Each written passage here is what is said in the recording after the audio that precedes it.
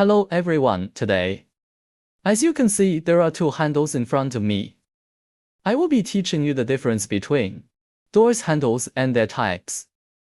The first one does not have a spring, which can rotate 360 and adjust the direction. The second door handle has a spring and a spring return function.